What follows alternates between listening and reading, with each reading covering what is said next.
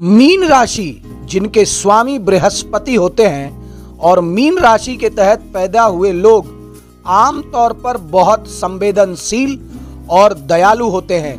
आपकी सहज क्षमताएं आपके जीवन में बहुत मदद करती हैं और आपके पास प्रचुर मात्रा में आध्यात्मिक प्रतिभा भी होती है। तो ऐसे मीन राशि वाले व्यक्तियों के लिए 2025 कैसा रहेगा? स्वास्थ्य, शिक्षा, व्यवसाय, नौकरी, पैसा, भूमि, भवन और वाहन के दृष्टिकोण से आइए इसके विषय में मैं आपको विस्तार से बताता हूं। देखिए दर्शकों, इस वीडियो को अंत तक अवश्य देखें क्योंकि मैं आपको वीडियो के अंत में कुछ ऐसे ज्योतिषीय उपाय बताऊंगा जो कि अत्यंत ही सरल होते हैं, जिसे करके आप अपने लिए इस साल को भाग्यवर्धक साल, सुखदायक साल बना सकते हैं। तो आइए सबसे पहले मैं आपको बताऊं कि मीन राशि वाले व्यक्तियों का स्वास्थ्य 2025 में कैसा रहेगा। देखिए, इस वर्ष आपको अपने स्वास्थ्य के प्रति पूरी तरह से जागरूक रहना पड़ेगा क्योंकि स्वास्थ्य के दृष्टिकोण से यह साल थोड़ा सा कमजोर नजर आ रहा है। आप अपनी शारीरिक प्रकृति के अनुसार खान पान और आहार विहार पर भरपूर ध्यान दें। साल की शुरुआत से लेकर मई महीने तक राहु और केतु का गोचर आपके पहले भाव पर प्रभाव डालता रहेगा, जो कि स्वास्थ्य के लिए बहुत अच्छा नहीं है। देखिए, यदि आपकी शारीरिक प्रकृति वायु प्रधान है तो फिर आपको गैस वगैरह की परेशानी पहले से रहती है, तो साल का शुरुआती हिस्सा अपेक्षाकृत थोड़ा कमजोर रह सकता है। वहीं मई महीने के बाद राहु केतु का गोचर आपके प्रथम भाव से दूर हो जाएगा और इस मामले में आपको थोड़ी राहत मिल सकती है। लेकिन मार्च से शनि का गोचर आपके पहले भाव में हो जाएगा और वर्ष पर्यंत यहां शनिदेव की स्थिति बनी रहेगी और इसकी वजह से स्वास्थ्य को बीच बीच में शनिदेव थोड़ा कमजोर कर सकते हैं। आपके खान पान में भी असंतुलन आपको देखने को मिलेगा। आप स्वभाव से थोड़े से आलसी हो सकते हैं और इसके वजह से आपकी फिटनेस में भी थोड़ी कमी देखने को मिल सकती है। देखिए, आपको बाजू और कमर के आसपास और घुटनों आदि की कुछ तकलीफ भी देखने को इस साल मिल सकती है। यदि आप पहले से इस तरह के किसी भी समस्या से जुड़े हुए हैं तो इस वर्ष आपको योग और व्यायाम का सहारा अवश्य लेना चाहिए। स्वयं को ऊर्जावान बनाए रखने के लिए यह अत्यंत ही जरूरी होगा। अब आइए मैं आपको बताऊं कि मीन राशि वाले वैसे व्यक्ति जो शिक्षा ग्रहण कर रहे हैं, स्टूडेंट्स हैं, उनके लिए ये 2025 कैसा रहेगा। देखिए, आपके लग्न या राशि के स्वामी बृहस्पति देव, जो कि उच्च शिक्षा के कारक भी होते हैं, साल की शुरुआत से लेकर मई महीने के मध्य भाग तक तीसरे भाव में रहेंगे, जो कि टूर एंड ट्रेवल्स से जुड़े हुए विषयों की शिक्षा लेने वाले स्टूडेंट को कुछ हद तक अच्छे रिजल्ट्स दिलाएंगे। घर से दूर रहकर पढ़ाई करने वाले स्टूडेंट्स को भी संतोषप्रद परिणाम मिल सकते हैं, लेकिन अन्य विद्यार्थियों का मन अपने सब्जेक्ट पर तुलनात्मक रूप से थोड़ा कम लगेगा। बुध ग्रह का गोचर बीच बीच में आपको सपोर्ट करते हुए दिखाई देगा, इस कारण परिणाम आपका अच्छा रहेगा। मई महीने के मध्य भाग के बाद बृहस्पति का गोचर आपके चौथे भाव में हो जाएगा, जहां से बृहस्पति अष्टम, दशम और द्वादश भाव को प्रभावित करेंगे।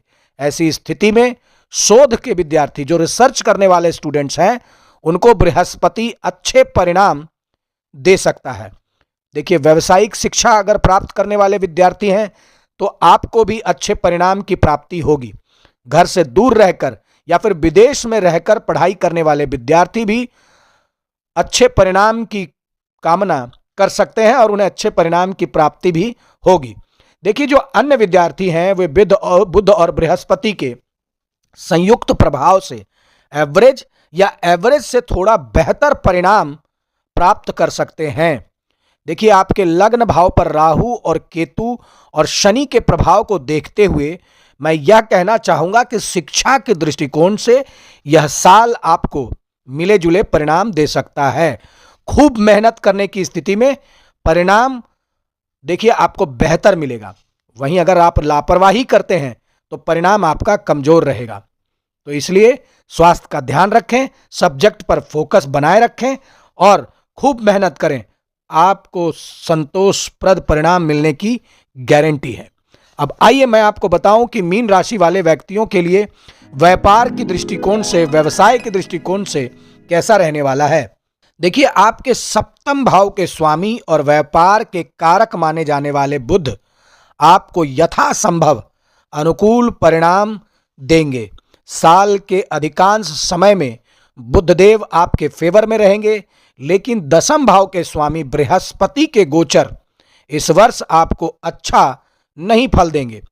मीन राशि वाले व्यक्तियों के लिए शनि का गोचर भी आपको थोड़ा सपोर्ट करता हुआ प्रतीत नहीं हो रहा है और इन सभी कारणों से इस वर्ष व्यापार और व्यवसाय को जिस निष्ठा की जरूरत या जिस लगन की जरूरत रहती है, शायद आपकी तरफ से उतनी कोशिश ना हो पाए या फिर कुछ ऐसे कारण सामने आए जिनके कारण आप व्यापार व्यवसाय के लिए पूरा समय ना निकाल पाए और वैसी परिणाम आपको प्राप्त करने में थोड़ी सी दिक्कत हो जैसा आप चाह रहे हैं।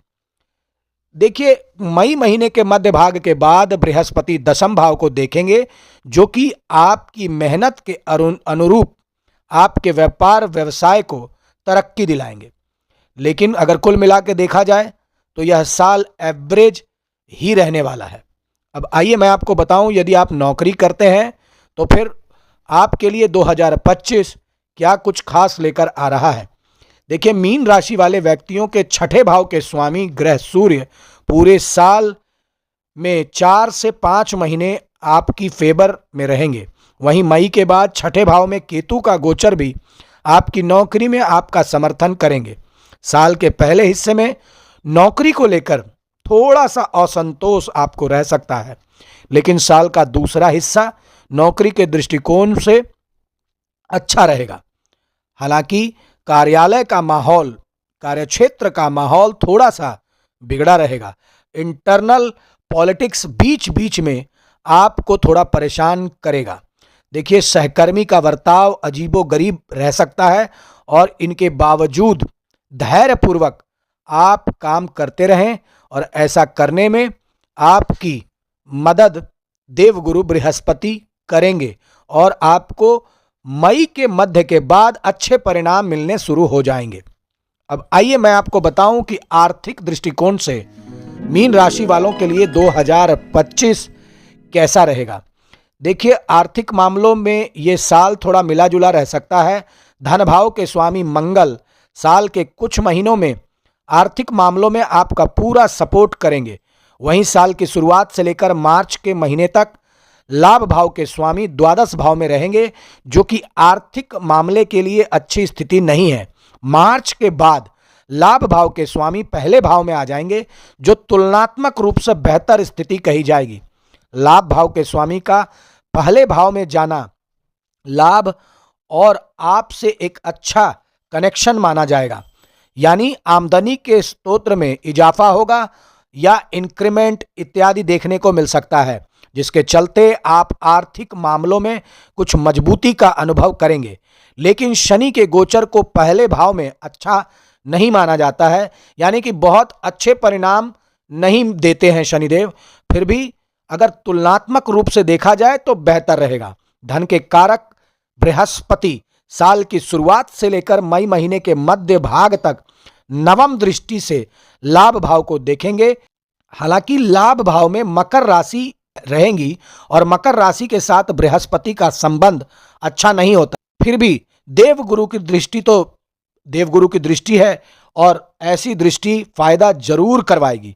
इस तरह से अगर हम देखें तो आमदनी के दृष्टिकोण से यह साल आपको मिला जुला ही फल देगा और आपको अपनी मेहनत के अनुरूप 70 से 80% लाभ अवश्य प्राप्त होगा। अब आइए मैं आपको बताऊं कि मीन राशि वाले व्यक्तियों का लव लाइफ 2025 में कैसा रहेगा। देखिए राहु की पंचम दृष्टि आपके पंचम भाव पर पड़ रही है और इसकी वजह से साल की शुरुआत से लेकर लगभग मई महीने के मध्य भाग तक राहु का प्रभाव पंचम भाव पर रहेगा और ऐसी स्थिति में थोड़ी बहुत लव लाइफ में समस्याएं या गलतफहमियां आपको परेशान कर सकती है, जिन्हें आप समझदारी दिखाकर दूर करने में कामयाब भी हो जाएंगे और आप अपने लव लाइफ को एंजॉय करेंगे। देखिए, मई महीने के बाद राहु का प्रभाव पंचम भाव से दूर हो जाएगा, अतः आप अपने प्रयासों, अपने कर्मों और अपने बर्ताव के अनुसार अपनी लव लाइफ में परिणाम प्राप्त करते रहेंगे। प्रेम के कारक माने जाने वाले शुक्र साल के अधिकांश समय आपका फेवर करते हुए प्रतीत होंगे। इन सभी कारणों से सामान्य तौर पर अगर देखें तो यह साल आपके लिए लव लाइफ के लिए अच्छी रहेगी। अब आइए मैं आपको बताऊं कि विवाह और वैवाहिक जीवन 2025 में कैसा रहेगा।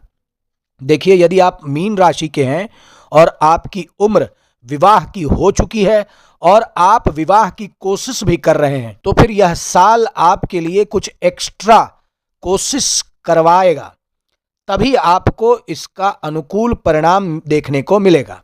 साल की शुरुआत से लेकर मई महीने के मध्य भाग तक राहु और केतु का प्रभाव सप्तम भाव पर बना रहेगा, जो कि विवाह से संबंधित मामलों में अड़चनें पैदा करेगा।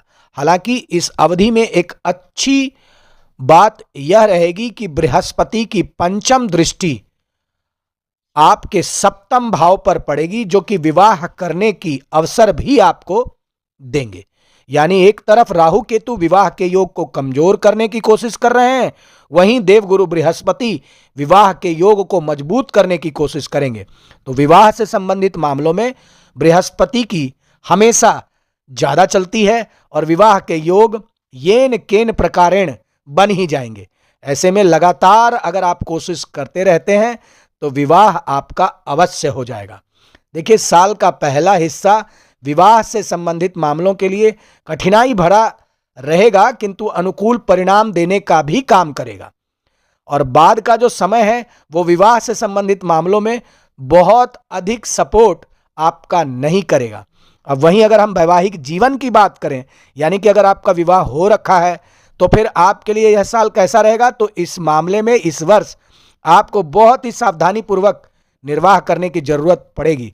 साल के पहले हिस्से में राहु केतु का प्रभाव सप्तम भाव पर रहेगा, वहीं मार्च के बाद शनि का प्रभाव सप्तम भाव पर पूरे वर्ष बना रहेगा, जो कि दाम्पत्य जीवन में कुछ परेशानियां देने का काम कर सकते हैं। जीवन साथी का स्वास्थ्य बीच बीच में परेशान कर सकता है, अथवा जीवन साथी के साथ तालमेल बिठाने में आपको कुछ कठिनाई हो सकती है। इन सब के बीच एक अनुकूल बात यह रहेगी कि साल के पहले हिस्से में, विशेषकर मई महीने के मध्य भाग तक, देवगुरु बृहस्पति की दृष्टि के चलते समस्या आएंगी, लेकिन ठीक भी हो जाएंगी। मई महीने के मध्य भाग के बाद आपको समस्याओं को दूर करने के लिए खूब प्रयास करने की आवश्यकता पड़ सकती है। अब आइए मैं आपको बताऊं कि आखिर आपको कौन से वे महा उपाय करने हैं, ज्योतिषीय उपाय करने हैं, जिसे करके आप अपने लिए इस साल को अत्यंत ही भाग्यवर्धक बना सकते हैं। देखिए, आपको प्रत्येक बुधवार को मूंग की दाल कबूतर को अवश्य देना चाहिए। हनुमान चालीसा का पाठ आप रोजाना करें।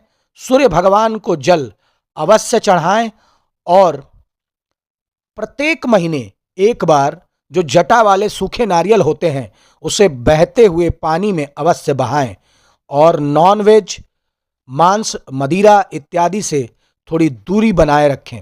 धन्यवाद।